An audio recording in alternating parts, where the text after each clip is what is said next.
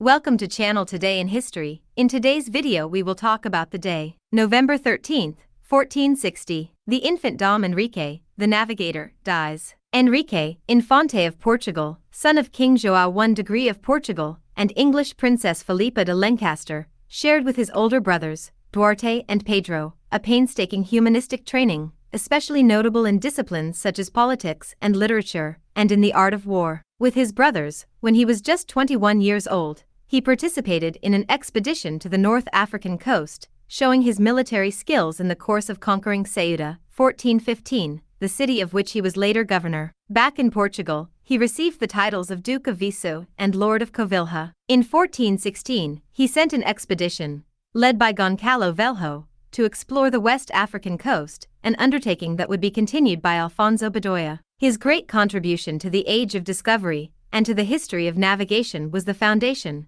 in Sagres, Algarve, of a center for nautical, geographic, and astronomical studies, through which the most outstanding navigators and cartographers of the time passed, and from where the prince organized several maritime expeditions to the west coasts of the African continent, companies that had both commercial and evangelizing purposes. Among the school's objectives were the conquest for the Portuguese of African lands south of the Canary Islands, and the search for a route to India that would cross the African continent and get there via the Indian Ocean. Thanks to the enterprising Portuguese bourgeoisie, Dom Henrique would gain a wide advantage over his Castilian neighbors in nautical matters. Thus, after some incursions to the Moroccan coasts and reconnaissance trips to Madeira, 1418, and the Azores, 1432, in 1434 Gil Eanes began the stage of the great geographical discoveries in Portugal by rounding Cape Bojader, the southern limit of Portuguese exploration at the time. Medieval. A few years later, Nuno Tristão reached Cape Branco,